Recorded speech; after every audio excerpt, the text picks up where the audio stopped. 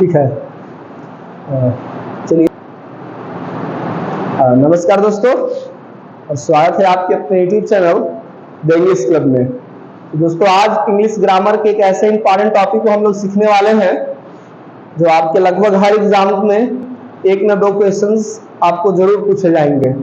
यदि आप स्कूलिंग कर रहे हो तब तो ये खास करके ये टॉपिक और भी इंपॉर्टेंट हो जाता है, क्योंकि यहाँ पे 3 से 4 क्वेश्चंस आपको देखने को मिलेंगे। तो कुल मिलाकर के हर लेवल के लिए ये टॉपिक कंपलसरी है, ये टॉपिक हमें सीखना है, समझना है। चलिए बातों को टॉपिक पर लेकर आते हैं और इस तरह से हमें आज का जो टॉपिक पता चलता है वो मेरा टॉपिक है वॉइस। ठीक है, हम लोग जो पढ़ने वाले हैं एक टॉपिक जिसका नाम है वॉइस। ये वॉइस होता क्या है जरा पहले हम समझेंगे। तो दोस्तों, वॉइस क्या होता है जरा इस चीज को हम लोग अच्छे से समझेंगे। तो वॉइस हम कहते हैं, ये जो वॉइस हम लोग को टॉपिक है ये एक ट्रांसफॉर्मेशन का हिस्सा है। ट्रांसफॉर्मेशन, ठीक है ना। हम लोगों को ट्रांसफॉर्मेशन में ये टॉपिक अच्छे से हम लोग पढ़ते हैं।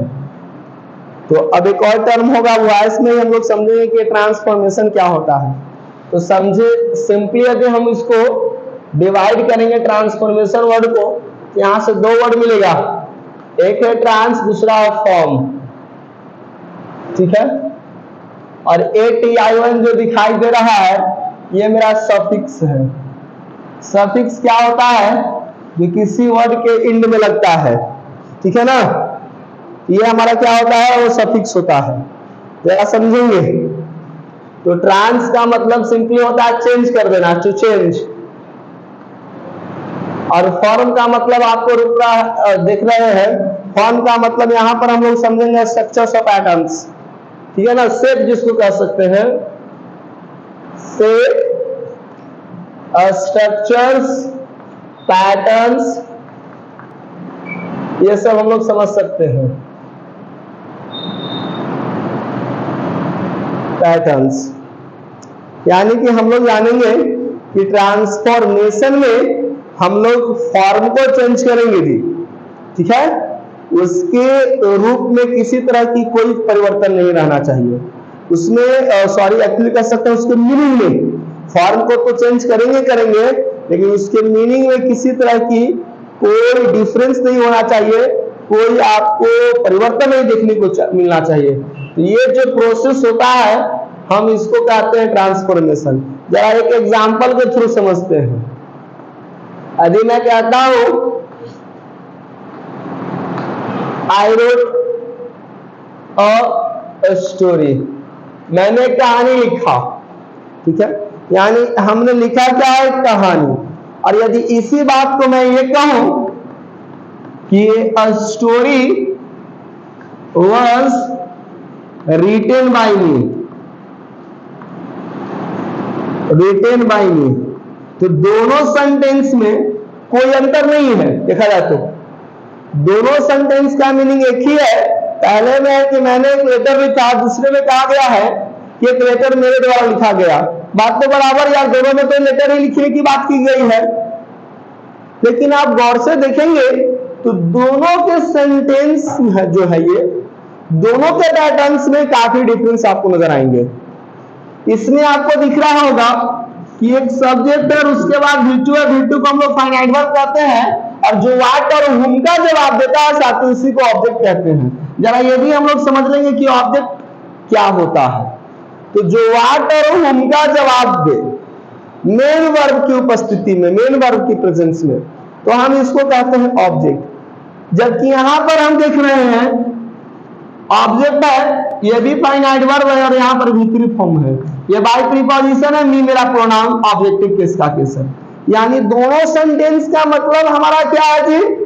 सेम है, लेकिन दोनों के स्ट्रक्चर में क्या है? डिफरेंट है। तो इसको हम कहते हैं transformation.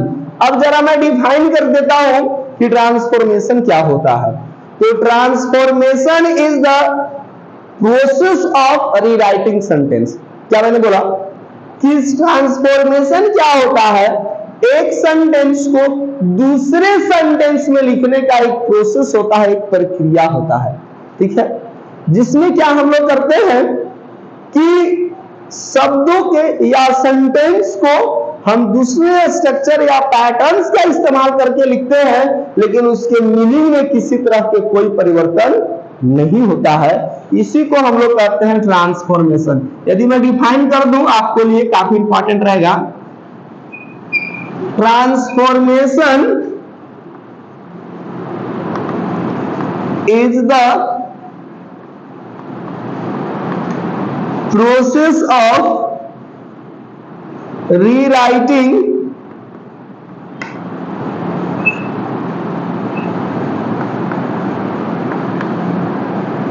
sentences using different patterns or structures।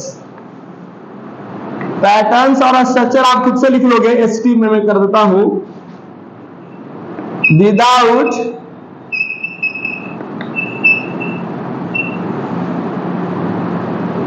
without making any change in the meaning of the sentence,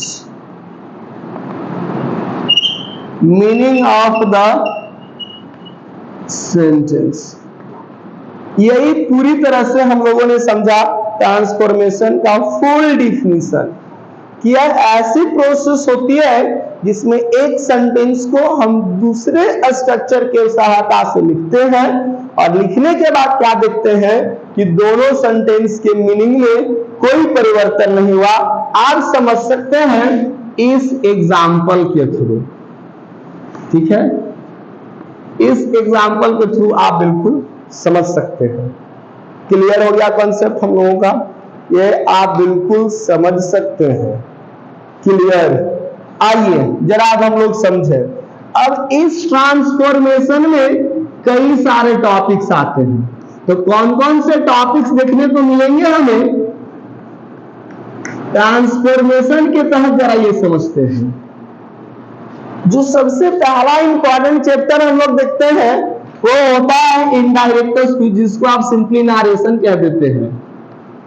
narration, ठीक है ना? ये टॉपिक नंबर 1 हम लोग देखते हैं। अब जो सेकंड है वो आज हम लोग का विषय है, मैं उसी पर बात करने वाला हूं तुरंत। वो है मेरा वॉइस। और तीसरे नंबर का जो चैप्टर हम लोग को दिखने को मिलेगा, आपको पढ़ना होगा डिग्री ऑफ कंपैरिजन। आपने जरूर पढ़ा होगा डिग्री ऑफ कंपैरिजन को।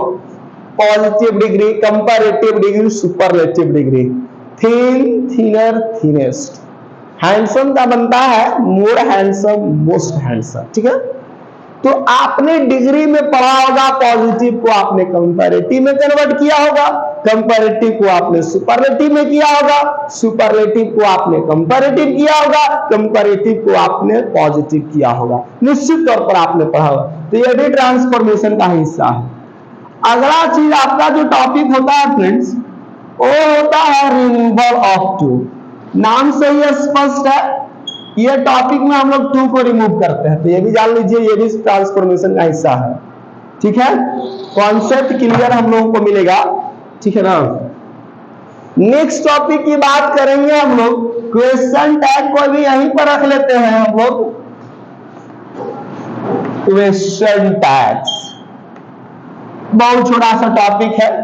हम लोग टेल वर्ड्स का इस्तेमाल करते हैं कॉन्ट्रैक्टेड फॉर्म में, और हम लोग इस्तेमाल करते हैं। जैसे मैं एक एग्जांपल दूं, ही टीचेज, तो क्वेश्चन टैग बनता है he teaches doesn't he, you talk don't you. Simple है, मैं आपको पढ़ा दूंगा, समझा दूंगा क्वेश्चन टैग क्या होता है। चलिए, जो अगला इंपॉर्टेंट होता है, एक हम लोग एम्फैटिक सेंटेंस भी कहते हैं। ऑक्सिलरी वर्ब को हम इस्तेमाल करते हैं मेन वर्ब के जस्ट पहले। ठीक है ना?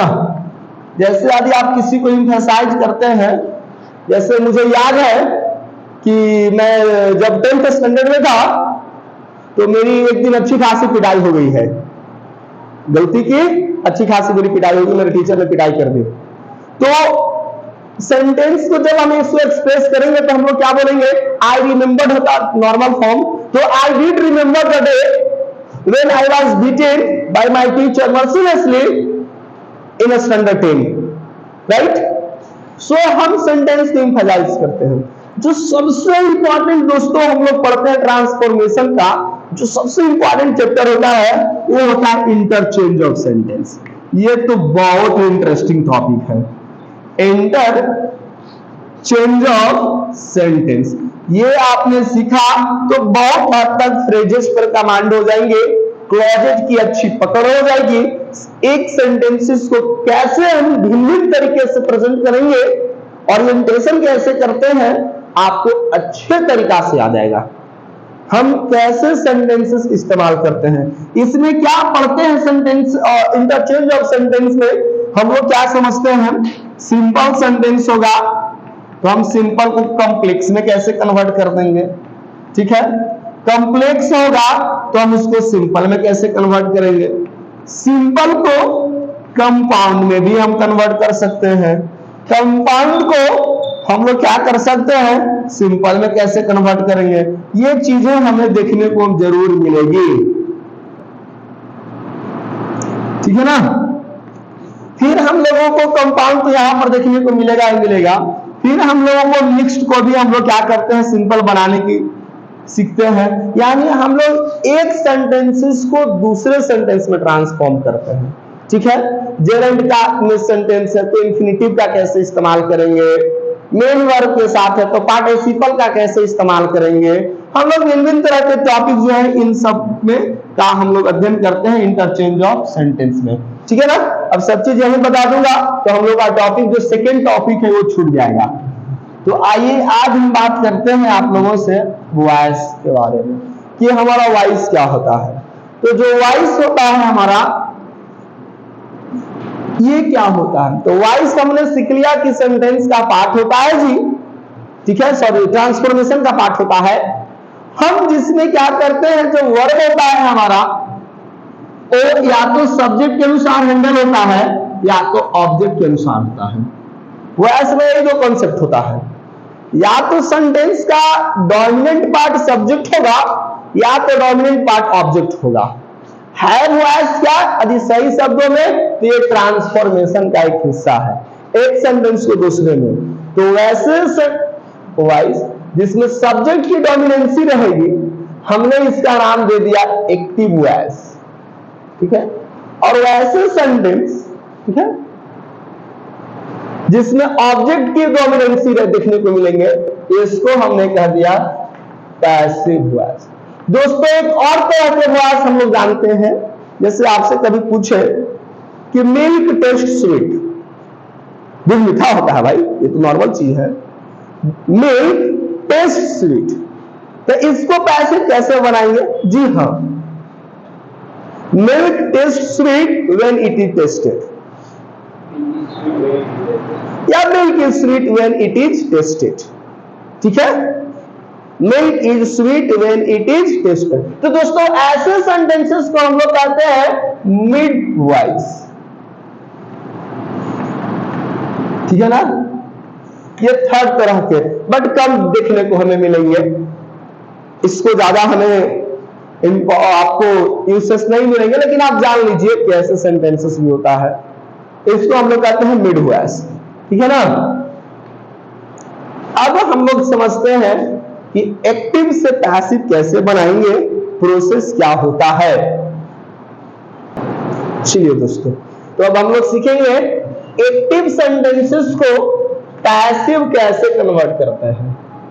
यानी पैसिव में फ्रेंड्स कहने का मतलब है कि एक्टिव सेंटेंस है, हम उसको पैसिव में कैसे कन्वर्ट करेंगे। मैंने अभी आपको एक बात बताया था कि जो एक्टिव सेंटेंस होता है उसमें सब्जेक्ट डोमिनेंट रहता है, याद है ना आपको।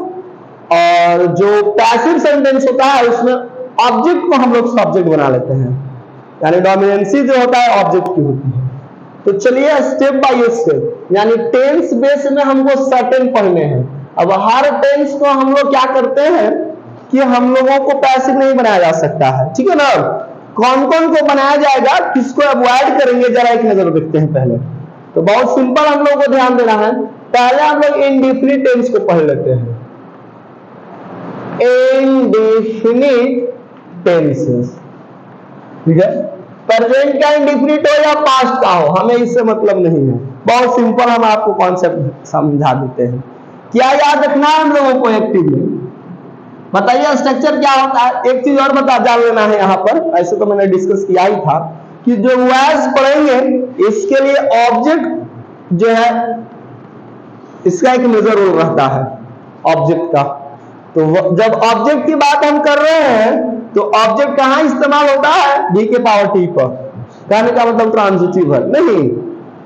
तो दो कॉन्सेप्ट आपको आ गया, ट्रांजिटिव वर्ब जो अपने बाद ऑब्जेक्ट लेगा, और ऑब्जेक्ट को तो मैंने बताया ही था जो व्हाट और whom को क्या करता है, रिप्लाई देता है।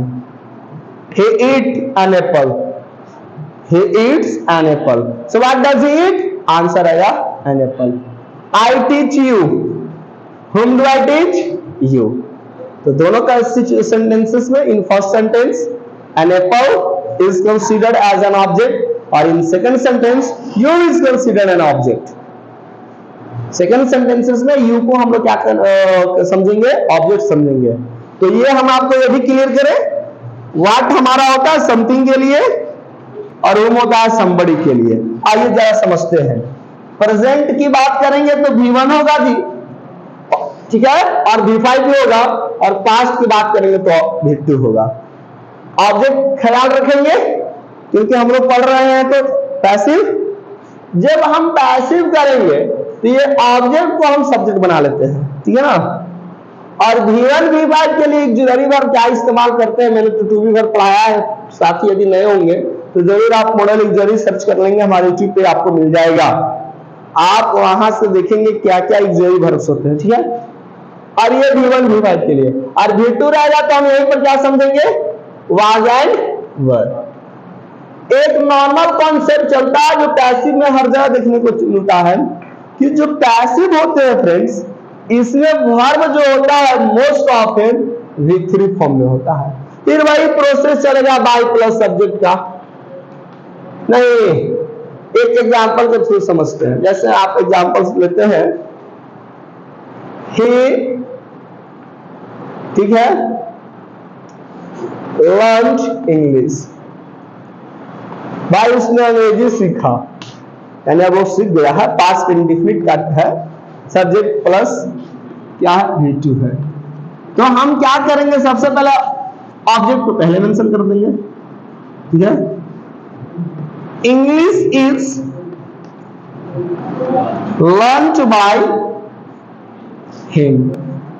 क्या ये सेंटेंस सही है? नहीं सही है सर, हम लोग तो यही बनाते हैं। तो आप बनाते हैं, लेकिन ये समझना था V2 है, और हमने अभी अभी बताया था V2 के लिए क्या होता है, वाज एंड वर। तो हम यहां पर ईच को क्या कर देंगे, वाज। आपकी आदत है सिंपल प्रेजेंट टेंस का बनाने का, इसलिए आप हर जगह ईच लगाते हैं। यदि मैं इसी सेंटेंस को ऐसे लिखता कि ही लर्न्स इंग्लिश, तब कोई दिक्कत नहीं थी जी, आप लिखते सही भी हो जाता, इंग्लिश इज लर्न्ड बाय, कोई दिक्कत नहीं है, ये सेंटेंस हमारा क्या हो जाता, करेक्ट हो जाता। तो ये हमको इस तरह से पैटर्न इंडेफिनिट का समझना है। जरा बढ़ते हैं आगे। यदि एक्शन गोइंग ऑन होता, ठीक है, जैसे मैं आपको समझा रहा हूं कि ऐसे सेंटेंसेस जो कॉन्टिन्यूअस का हो, ठीक है ना, तो उसको कैसे बनाएंगे जरा देख ले हम लोग एक नजर में, और सिंपल तरीका से आपको आ जाएगा। चलिए जी, हम लोग ध्यान देंगे ये सेंटेंसेस को। चलिए अब आपके पास, ठीक है ना, अब कॉन्टिन्यूअस टेंस की बात हम लोग कर ले। कॉन्टिन्यूअस टेंसेस कुछ नहीं करना है, सेम पैटर्न रहता है। एक्टिव में सब्जेक्ट रहेगा, कॉन्टिन्यूअस टेंस प्रेजेंट होगा तो इज आर एम के बाद भी, पास्ट होगा तो वाज वेयर के बाद। तो इज आर एम वाज वर, ठीक है ना। और उसके बाद हमारा V4 होगा और ऑब्जेक्ट तो रहेगा ही रहेगा, जैसे मैंने आपको बताया है। तो पैसिव हम कैसे करेंगे, सेम कंडीशन दोस्तों हर जगह अप्लाइड होगा। ऑब्जेक्ट को सबसे पहले हम सब्जेक्ट बना लेंगे, ठीक है ना। इज आर एम को कॉपी कर लेंगे, डिटो साइन लिख देते हैं। और एक बात ध्यान देना है, कॉन्टिन्यूअस में एक्शन गोइंग ऑन होता है, तो यहां पर हम बीइंग का इस्तेमाल कर लेंगे और फिर से पुराना कॉन्सेप्ट लागू हो जाएगा कि पैसिव में जो वर्ब फॉर्म्स होते हैं वो मोस्ट ऑफन किसमें होते हैं, वर्ब का थर्ड फॉर्म में। तो हमने V4 को V3 कर दिया और जिसको जिसको बाई लिया हुआ है वो वॉशरूम जाए, अधिक से अधिक नहीं। अब बाई ले लेगा आपको तो ही ना होगा, दिन में एक बार जाना है, सुबह शाम को आप 4 बार जाइएगा। खैर यहां पर आपको बाई प्लस सब्जेक्ट लगा देना है। अब इसी एग्जाम्पल को देखिए मैं करके दिखाता हूं। आई एम लर्निंग इंग्लिश, मैं टीचिंग भी कर रहा हूं, तो भाई टीचिंग में भी लर्निंग होती है, ऐसी नहीं है, ठीक है ना। लर्निंग जो है अधिगम, हमेशा ये कंटिन्यूअस चीजें हैं, ऑल द टाइम आप इसको क्या कर सकते हैं, सीखते रहिए। आपको सीखने की जिज्ञासा होनी चाहिए। क्या करना है हम लोगों को, सबसे पहले इसी इंग्लिश को हमने उठा करके रख देंगे आगे, इंग्लिश, ठीक है। और यदि हमारा एम है तो आई के अनुसार एम हुआ था ना प्रेजेंट में, अब इंग्लिश के अनुसार क्या होगा, इज आर एम। 3 ऑप्शन है प्रेजेंट के लिए, पास्ट के लिए 2 ऑप्शन है, तो यहां पर एम है तो प्रेजेंट होगा, तो इंग्लिश इज हो जाएगा। पास्ट की बात करते तो वाज हो जाता, English is being learned by me. चलिए वहां पर ही था, यहां पर आई है तो नहीं हो जाता, सिंपल है। यदि सेंटेंस इसी एम के जगह पर मैं वाज लिख देता, ठीक है ना, तो क्या हो जाता, इंग्लिश वाज। यानी कितना आसान है, कुछ पैटर्न्स के सहायता से आप पढ़ने। तो कॉन्टिन्यूअस के जितने फ्रेंड्स एग्जांपल्स होंगे, जैसे मैं अब और प्रैक्टिस करके दिखाता हूं, right. I am buying this book, तो क्या हो जाएगा, this book is being bought by me. बना लोगे ना, यू टीच मी, आप मुझे पढ़ाते हैं, यू टीच मी, कौन बना देगा यू टीच मी का passive, you teach me, I am taught by you. लेकिन मैं सेंटेंस कहता कि आई एम टीचिंग यू, क्या होगा, बोलिए, I am being taught by you. You teach me. अच्छा आई बोला था क्या, इट्स ओके देन।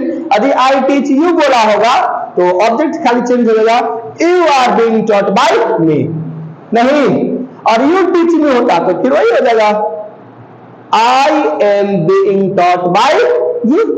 तो सब्जेक्ट ऑब्जेक्ट अपने जगह पर रहेंगे, दिक्कत नहीं हुई होगी मुझे उम्मीद है। परफेक्ट कैसे करते हैं, परफेक्ट टेंसेस, कुछ नहीं करना है। एक्टिव पैटर्न क्या होगा, हमारा सब्जेक्ट तो रहेगा ही रहेगा जी, हैज रहेगा, हैव रहेगा। पास्ट की बात कर लेंगे तो हैड हो जाएगा, V3 रहेगा और ऑब्जेक्ट सब्जेक्ट रहेगा। कोई कंसेप्ट है सर, आपने सब्जेक्ट लिखना छोड़ दिया, चलिए मैं पूरा ही लिख के बताता हूं, मैं शॉर्ट करके ही बता रहा था। सिंपल पैटर्न, सिर्फ क्या देखना है कि हैज हैव के लिए हम बीन इस्तेमाल करते हैं, V4 के लिए being plus V3, V1 V5 के लिए is R M plus V3। तो क्या हो जाएगा, ऑब्जेक्ट कर देंगे, हैज हैव हैड को कॉपी कर लेंगे, फिर से कुछ हो जाएगा। इसके बाद हमें बीन लगा देना है। क्या सीखा, कॉन्टिन्यूअस में बीइंग और परफेक्ट में बीन। ये तो V3 दिया हुआ है और पैसिव में V3 होता ही है, तो हमारा कॉन्सेप्ट हो गया बड़ी आसान। तो कॉन्सेप्ट बहुत सिंपल, बाय प्लस हम लोग लगा देंगे सिंपल जी सब्जेक्ट के रूप में। आइए जरा समझते हैं इस पैटर्न को। अब मैं सेंटेंस रहता, you have done this work, आपने इस वर्क को कर लिया, ठीक है ना, कोई आपको काम दिया है और आपने अभी अभी फिनिश किया। तो चलिए क्या होगा, ये ऑब्जेक्ट रहेगा हमारा, सब्जेक्ट बनानी चाहिए ना बहुत आसानी से, क्या हो जाएगा दिस, अब you according to you have is here, so according to this work what will be there, has, very nice dear, क्या लगा देना है बीन, और यहां पर डन, तो हिस्ट्री ऑलरेडी प्लस पॉइंट है बाय यू। क्लियर हो गया कॉन्सेप्ट? जी हाँ, बहुत साधारण था। अब मैं आपको ओरल करा के दिखाता हूं। I had written a letter, क्या हो जाएगा, a letter had been written by me. Past tense में कुछ नहीं सोचना है, ना सिंगुलर सोचना है ना प्लूरल सोचना है, हर कंडीशन में हैड, प्रेजेंट में सिंगुलर के लिए हैज, प्लूरल के लिए है। तो ये है हमारा टेंस बेसिस आपके पैटर्न्स। जरा हम फ्यूचर की जरा बात करें तो उसको हम कैसे पढ़ेंगे, बहुत सिंपल फ्रेंड रहेंगे, जरा देखेंगे आप इसको इस तरीका से कि फ्यूचर को हम कैसे बनाते हैं। पैसिव, तो फ्यूचर में क्या होता है जी, शैल विल का प्रयोग होता है। और अभी अभी मैंने आपको मॉडल्स पढ़ाए हैं दोस्तों, मॉडल्स का कॉन्सेप्ट अभी आपको मैंने दिया है। तो अभी पैसिव ऑफ फ्यूचर न कह करके पैसिव ऑफ मॉडल्स डाल लीजिए टॉपिक, बहुत आसान हो जाएगा। Passive of models, simple concept याद रखना है, मॉडल्स प्लस V1 रहता है हमारा, ठीक है। ऑब्जेक्ट सब्जेक्ट जगह पर रहेंगे, तो पैसिव करने के लिए कितनी आसान है, models plus be plus verb का थर्ड फॉर्म। ये कॉन्सेप्ट जरा हमें ध्यान देना है। यदि आपको नहीं समझ में आ रहा तो यहां पर सब्जेक्ट लिख दीजिए, यहां पर ऑब्जेक्ट लिख दीजिए, यहां पर ऑब्जेक्ट लिख दीजिए, यहां पर बाय प्लस सब्जेक्ट लिख दीजिए। देखिए तो ऐसे ही तो स्ट्रक्चर आप लिखते थे, कोई दिक्कत नहीं है। आप लिख देते हैं तो भी ठीक है, नहीं लिखते हैं तो भी ठीक है, कोई दिक्कत नहीं होने वाला है आपको, ठीक है ना। आप लीजिए, मैं आपको फिर से दम ट्रेडिशनल कर दिया आपको, धीरे धीरे जैसे सीखते हैं। अब आप फ्यूचर के सेंटेंस बोलोगे, सिंपल सिंपल एग्जांपल्स करोगे। You will win the cash, भाई आप जोखिम लोगे, वर्ल्ड कप का सीजन चल रहा है, ड्रीम 11 अपने चरम सीने पर है भाई, ऑनलाइन गेम से टीम इंडिया की जर्सी तक का सफर कर लिया, बड़े बड़े हमारे सितारे क्रिकेटर्स भी इसमें लगे हुए हैं ऐड करने में। नहीं, आप भी आजमा सकते हैं, उस पर इंस्ट्रक्शन अंत में लिखा रहा, इस खेल में जोखिम हो सकता है, लाइक दैट कुछ लंबा चौड़ा इंस्ट्रक्शन रहेगा, कृपया अपनी जिम्मेवारी से खेलें। छोटे छोटे अक्षरों में डिस्क्लेमर करके, आज तक अधिसूचना जिसको कहते हैं, सूचना जो होता है क्लियर भी नहीं दिखता है। खैर छोड़िए उन बातों को।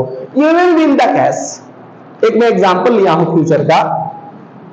क्या होता है, इंस्ट्रक्शन लिखा रहता है, इस खेल में आदत पड़ने की, या जो क्या था इंस्ट्रक्शन, इसी तरह से कुछ बोलते हैं, आदत पड़ने की संभावना है, कृपया अपनी जिम्मेवारी से खेले। तो भाई खिला काहे को रहे हो जब पता है कि पूरी युवा उसी में डूब जा रहा है, सट्टेबाजी में। नहीं, चलिए जी इन बातों को ड्रॉप करते हैं। अब क्या है, you will win the cash, ये जो हमारा सेंटेंस है पैसिव करने की बातें कर रहे हैं। चलिए क्या हो जाएगा हमारा, द कैश, मॉडल्स हमारा ऑब्जेक्ट था, मॉडल्स विल का विल ही रह जाएगा, उसके बाद बी लगा देना है, विन का V2 ओन होता है और V3 भी ओन होता है। तो देखिए हमको V3 चाहिए था, किसके द्वारा जीता जाएगा, बाय यू के द्वारा। अब आप शैल विल पर ही नहीं अप्लाई कर सकते हो इसको, तुम किसी मॉडल्स पर अप्लाई करके सीख सकते हो। जैसे देखो मैं आपको बताता हूं, ठीक है ना, इस एग्जांपल करके दिखाऊं। Yes sir, you can beat him, भाई तुम उसको बीट कर सकते हो, उसको डिफीट कर सकते हो, उसको हरा सकते हो। तो इसको क्या हम लोग करेंगे, यू कैन बीट हिम का सीवीसी हो जाएगा ही कैन बी, और बीट बीट बीटेन, इसका थर्ड फॉर्म क्या हम लोग जानते हैं, बीटेन होता है। तो यू कैन बी बीटेन, और यू का हमारा क्या हो जाएगा बाबू, यू। अब कोई भी एग्जांपल्स रहेगा मॉडल्स का, सेल का रहे, शुड का रहे, वुड का रहे, कुड का रहे, हर में यही पैटर्न होगा। जैसे मैं आपको एक करके दिखाता हूं, जैसे मैं एग्जांपल लिखा, you should speak the truth. चलिए बहुत सारे हो जाएंगे, लेकिन फिर भी मैं एक और कर देता हूं, क्योंकि इसमें बहुत सारे मॉडल्स थे।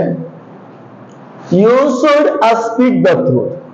अब ऐसे सेंटेंसेस को यदि हमें कहना हो तो कैसे कहेंगे जी, मॉडल्स का इस्तेमाल किया हुआ है, यू है, उसके बाद शुड हमें दिख रहा है, शुड के बाद V1 होता है, मैंने V1 लिख दिया स्पीक।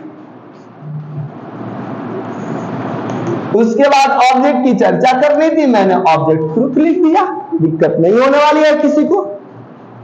अब जब हम पैसिव करेंगे तो ऑब्जेक्ट को सब्जेक्ट बना लेते हैं, बना लिया ऑब्जेक्ट को सब्जेक्ट, मॉडल्स को कॉपी करते हैं। आप देखिए पैटर्न में मॉडल्स को मॉडल्स में छोड़ देते हैं। द ट्रूथ शुड हो गया, मॉडल के बाद V1 आता है, बी लगा देंगे तो घर का थर्ड फॉर्म आ जाएगा, तो मैंने बी लगा दिया जी। स्पीक V1 फॉर्म है, स्पोक V2 है, स्पोकन V3 फॉर्म होता है, spoken English, spoken classes, right, be spoken. By लिया तो रहने दीजिए, नहीं लिया तो छोड़ दीजिए, लिख देते हैं कि नहीं सर हमें लिया हुआ तो लीजिए, मैं भी लगा दिया आपको। तो दोस्तों ये थे मॉडल्स। चलिए जरा समझते हैं धीरे धीरे मंद मंद कदमों से आगे बढ़ते हुए टॉपिक में। दोस्तों अब मैं आपको ले चलता हूं एक नई दुनिया में पैसिव की, जिसका नाम है मॉडल्स के बाद इंफिनिटिव। यानी हम कैसे सीखेंगे कि इंफिनिटिव वाले सेंटेंस कैसे करते हैं। इसमें 2-3 पैटर्न मैं सिखाऊंगा आपको। पैसिव ऑफ इंफिनिटिव, आप मीनवाइल नोट भी कर लेंगे, ठीक है ना, नहीं हो तो आप रुक करके वीडियो पॉज करके भी आप लिख लीजिएगा। चलिए जी आगे बढ़ते हैं। इंफिनिटिव बातें करेंगे, 2 + V1 होता है दोस्तों। बहुत सिंपल पैटर्न में बता देता हूं, 1 मिनट में ही आपको कॉन्सेप्ट क्लियर हो जाएगा। आपसे यदि एकदम सिंपल शब्दों में कहे कि इंफिनिटिव का पैसिव करना है, सिंपल है, पैसिव होता है 2 + B + V3 फॉर्म। यही दोस्तों यदि देखा जाए तो शॉर्टकट हमारा है पैटर्न इंफिनिटिव का एक्टिव और पैसिव, यानी 2 + V1 को 2B + V3 में कन्वर्ट कर देते हैं। जरा एग्जांपल करके देखा जाए, चलिए देखते हैं, एग्जांपल्स की बात करते हैं। He is to leave this town, वह इस शहर को छोड़ने वाली है। सब्जेक्ट हो गया जी, इज हमारा फाइनाइट वर्ब है, 2 + V1 इंफिनिटिव रहेगा, दिस टाउन मेरा ऑब्जेक्ट बना डालिए, ऑब्जेक्ट को सब्जेक्ट कर दीजिए हर बार की भांति। पैसिव क्या बनेगा हमारा, दिस टाउन इज, बताइए 2 + V1 कैसे बताया था, और ये तो पता ना सब्जेक्ट ऑब्जेक्ट ऑब्जेक्ट सब्जेक्ट है, तो ये तो नॉर्मल था, यहां से सब्जेक्ट ऑब्जेक्ट को छिपा लिया हो। दिक्कत क्या हो रही है आपको, चलिए दिक्कत की कंडीशन में देखो, मैं इस स्ट्रक्चर को प्रमोट कर रहा हूं, subject plus finite verb plus 2 + V1 plus object. कैसे कर लो, object plus finite verb plus 2B + V3 plus by plus subject. देखो यानी हमको डोमिनेंट पार्ट कितना याद रखना है,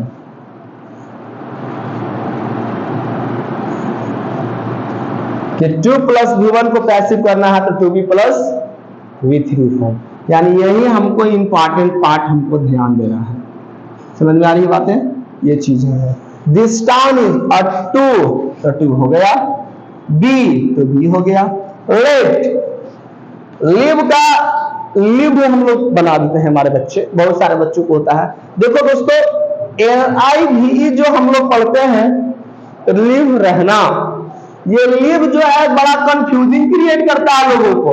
यही LIVE स्पेलिंग जब एडजेक्टिव हो जाता है दोस्तों, जिसको हम लोग लाइव पढ़ते हैं, जैसे लाइव ब्रॉडकास्टिंग, आप सोशल मीडिया के एडिक्टेड होंगे नो, तो यदि आप सोशल मीडिया पर ऑन रहते हैं तो वही ग्रीन कलर का सिंबल देख करके लाइव लिखता है, वहां पर लिव नहीं पढ़िएगा, वो एडजेक्टिव फॉर्म है। एक ही स्पेलिंग किस फॉर्म में है? एडजेक्टिव फॉर्म्स में है, ठीक है। और लिव जब वर्ब होता है तो इसका मतलब वही टू स्टे, ठहरना, रुकना, रहना, ठीक है ना। तो this town is to be left by him.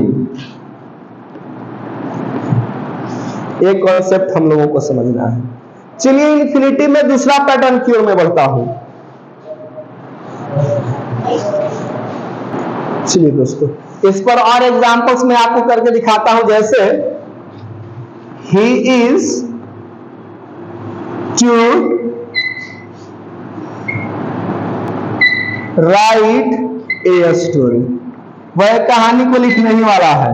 यदि आपको लगता है कि इजी है तो चलिए बाद में कर देता हूं, कोई फर्क नहीं पड़ता है फ्रेंड्स, वाज रहे या इज रहे, सिर्फ हमारा टू बी वर्ब चेंज हो जाएगा। चलो इस ऑब्जेक्ट को उठा लो पहले,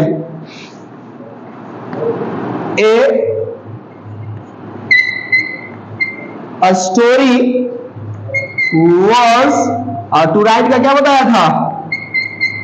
to be written by him. यही कॉन्सेप्ट हम लोग को नॉर्मल रहेगा। तो a story was to be written by him, ये इन्फिनिटिव है, एक पैटर्न है। आइए जरा दूसरे पैटर्न पर बात करके देखें कि हम लोग दूसरे पैटर्न को कैसे हम लोग क्या करते हैं, कन्वर्ट करते हैं।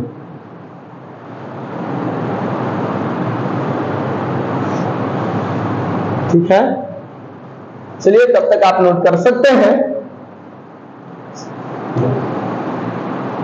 आइए, यदि इसी इन्फिनिटिव का जो पैटर्न है हमारा देयर से शुरू होता है, जैसे कि बहुत सारे आपको होगा, there is nothing to say, there is no time to waste, ठीक है, there is time to study, there is time to work.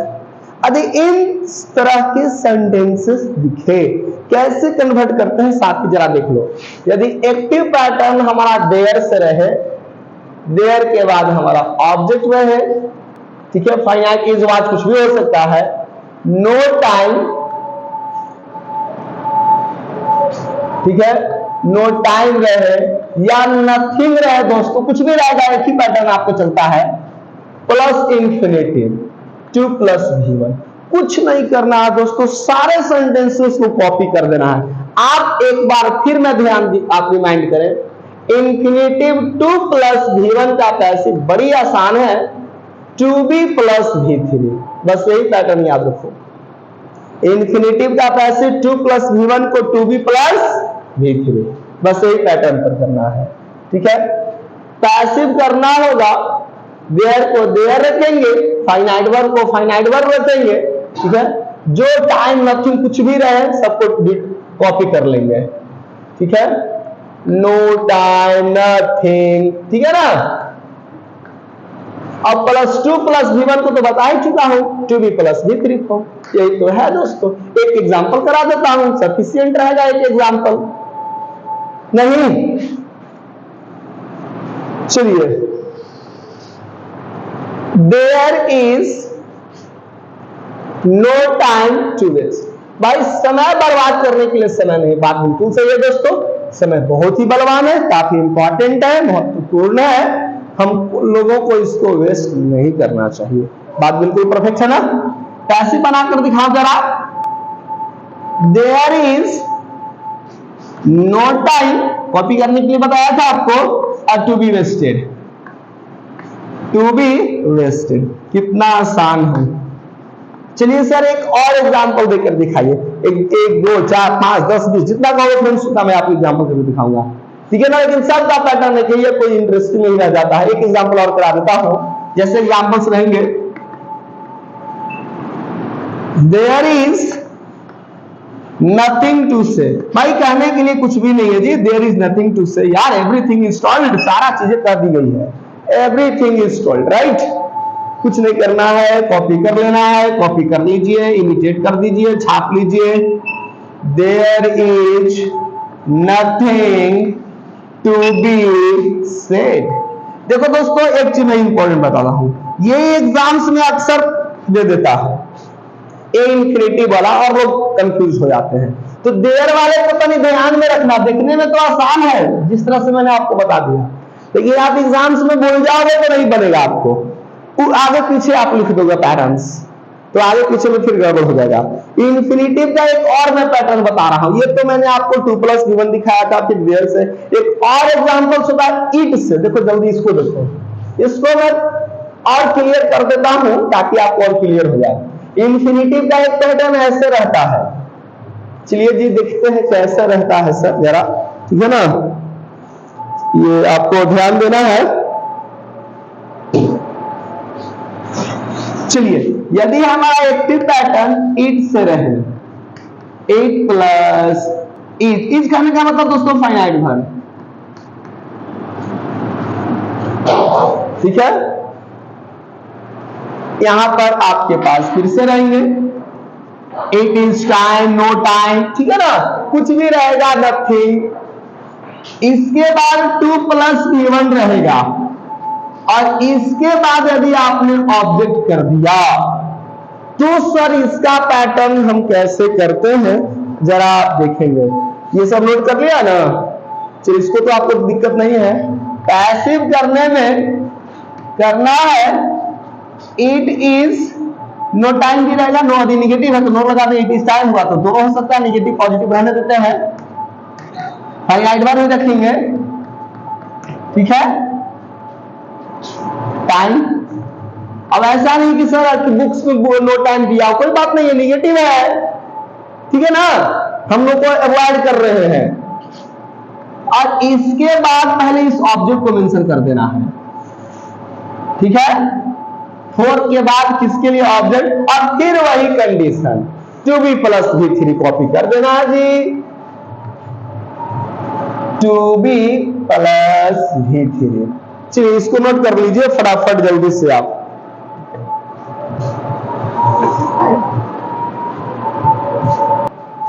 हम उम्मीद करते हैं आप नोट कर लिए होंगे साथी। चलिए आइए बढ़ते हैं, ठीक है ना। चलिए जी, बहुत साधारण है, सिंपल है, आपको दिक्कत नहीं हो रही होगी। Sound is coming here. चलिए अब हम लोग डिस्टर्ब नहीं होंगे। देखो साथी, एक एग्जांपल पर समझाता हूं। It is time to learn English. मैं आपको हमेशा कहता हूं ना ये सेंटेंस, देखो भाई इंग्लिश का समय है, इंग्लिश पढ़ लीजिए, अच्छी भाषा है, अच्छी डिमांड है, काफी डिमांडेड सब्जेक्ट्स रहा है, फैसिनेटिंग सब्जेक्ट्स रहा है, लर्निंग इंग्लिश एक अपने आप में चैलेंज रहा है। तो आइए चैलेंज को एक्सेप्ट करते हैं। इट इज टाइम, ठीक है ना, इट इज टाइम, और पहले ऑब्जेक्ट है, इट वाले में ऑब्जेक्ट को पहले, लेकिन उसके पहले first preposition, it is time for English. यह समय किसके लिए है? इंग्लिश के लिए। तो क्या इंग्लिश के लिए? तो इसी को पैसिव लर्न के to be learned, to be learned. देखो कितना आसानी से बन गया। एक दो एग्जांपल और कराइए सर। चलिए 1 2 4 10 20 जितना आप हो उतना। It is time to read newspapers. चूंकि भाई अप टू डेट रहना है, keeping yourself update recently is mandatory for all of us. नहीं, अपने आप को इस समय रखना नेसेसरी नहीं, कर सकते हो, जरूरत नहीं, अति आवश्यक है। देश दुनिया में, देश विदेश में क्या चल रहा है, फिलीपींस, इजराइल, नहीं, उस समय तक हम लोग रसिया और यूक्रेन को देख रहे थे, अब नई जंग छिड़ रही है।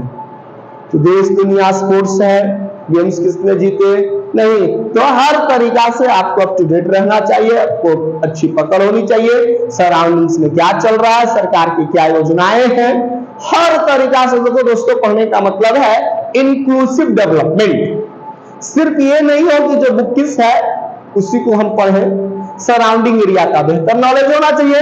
ईवीएस इन्वायरमेंटल साइंस भी पढ़े, साइंस भी पढ़े, एसएसटी पढ़े, इंग्लिश भी पढ़े। ये तो भाषा है, आपको पढ़ना ही पड़ेगा बाकी सब्जेक्ट को समझने के लिए। Understand, remember always, purpose of studying is to develop inclusively, means inclusive development is the main purpose of study. समावेशी विकास जिसको कह सकते हैं, हर तरीका से जिंदगी जाना उतना ही जरूरी है। छोटे मोटे फिजिक दिखने के लिए, हेल्दी रहने के लिए रनिंग भी उतना जरूरी है, एक्सरसाइज भी जरूरी है, थोड़ा म्यूजिक का भी एंजॉय हो जाए। नहीं, तेरे चेहरे से नजर नहीं हटती, ये भी गाना हो, ले लो तुम हमको ख्वाबों वाले, जो भी गाने चलते हैं वो भी होना चाहिए, लेकिन इतना नहीं होना चाहिए कि हम अपने टॉपिक के पीछे छोड़ दें। होना जरूर चाहिए। Music provide peace to our mind, ये ध्यान रखेंगे हम लोग। खैर, हम लोग इस पर बात करेंगे। It is time to read newspapers. भिन्न भिन्न तरह के न्यूज पेपर्स हम लोग पढ़िए। It is time to read newspapers. यह समय न्यूज पेपर्स पढ़ने का है नहीं। तो आइए जी, हम लोगों को पैसिव करना है। इट इज टाइम, पहले ऑब्जेक्टिव देना है, फॉर न्यूज पेपर्स। यह समय न्यूज पेपर्स का है। और न्यूज पेपर्स को क्या आना चाहिए? तो 2+1 को बताया है ना, यहां पर इरेज कर दिया है, to be read, to be read. तो यही दोस्तों इंफिनिटिव का तीनों पैटर्न था, हमने आपको डिस्कस किया। अब दो इंपॉर्टेंट चीजें और समझाऊंगा। एक तो है कमांड को कैसे बनाते हैं दोस्तों, ठीक है, नोट कर लेंगे,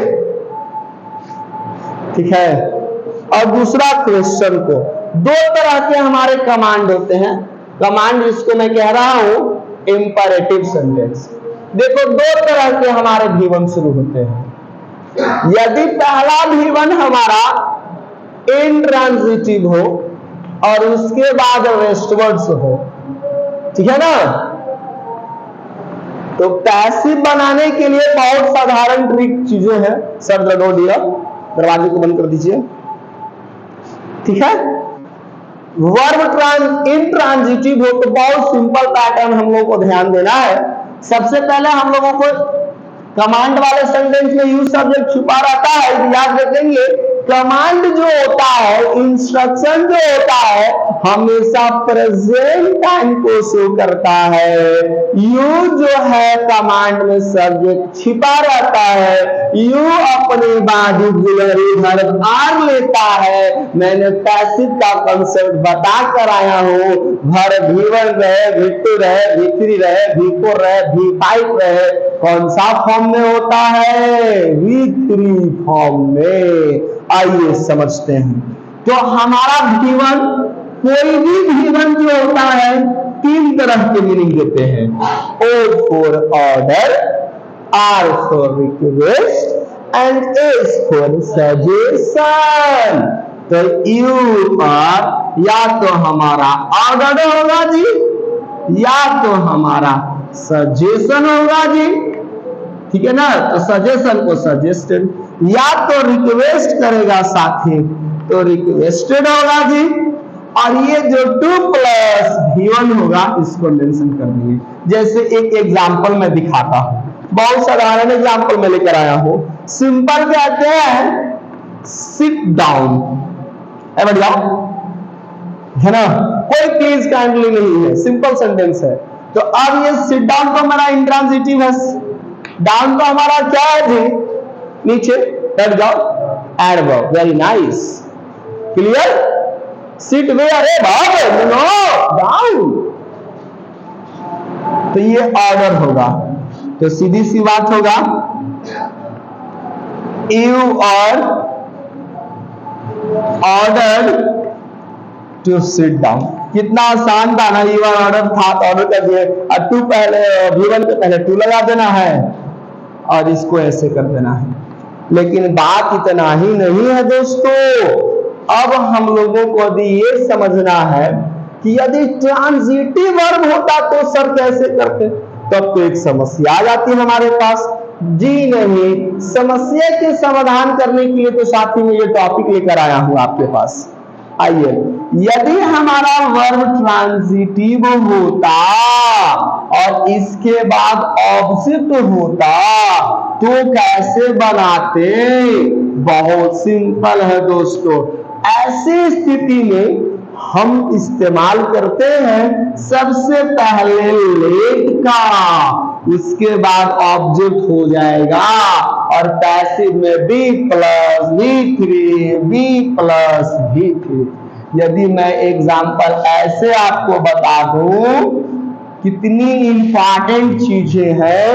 यदि मैं कहता आपको ओपन द डोर, दरवाजा को खोल दीजिए, फिलहाल आप नहीं खोलिएगा, noisy sound is outside, no cacophonous sound is there, that's why I instruct you to shut the door. Right now is here, this is transitive verb here, and this is now object something. How it can be done? Passive, simple pattern. First we have to take the examples of let. Take the object, means here let the door, and now what we have to use? Be. Let the door be, and open goes to V3 form, past participle form, so it will be open, and now the answer is done, correct. Simple, clear? Now more examples I will tell you. Now see here, teach those students, okay, they are from poor family, they are unable to pay the fee, they are not able to pay the fee, right? So I request you, please teach those students. This is transitive verb and this is object right now, somebody. No matters match here whether the object is somebody or object is something. The same pattern will be followed here, and the sentence should be here, those. No, it is a command. Don't write object first before writing the object. Don't forget to mention let. So answer should be let those students, right? Let those students be taught. This is now done, dear. Let the students be taught. बच्चों को पढ़ाओ, बच्चों को पढ़ाया जाना चाहिए। तो यही चीजें थी आपकी कमांड का। दोस्तों एक पार्ट और बच गया है हमारा, हम लोगों को अब सीखना है पैसिव ऑफ क्वेश्चन। तो फ्रेंड्स मैं अब आपके लिए एक नए वीडियो लेकर आऊंगा पार्ट सेकेंड, जिसमें हम आपको इन सारे का रिवीजन भी कराएंगे आपको पूरी तरीका से, और पैसिव ऑफ क्वेश्चन को हम अच्छे से आपको डिस्कस करेंगे। तो साथ ही आज की वीडियो में इतना ही। हम उम्मीद करेंगे ये वीडियो आपको जरूर पसंद आया होगा दोस्तों, और यदि पसंद आया हो तो अपने दोस्तों को भी जरूर शेयर करेंगे। चैनल पर नए होंगे दोस्तों तो चैनल को जरूर सब्सक्राइब कर लीजिएगा। तो चलिए वेट कीजिए साथ ही अब नए वीडियो का, तब तक के लिए जय हिंद।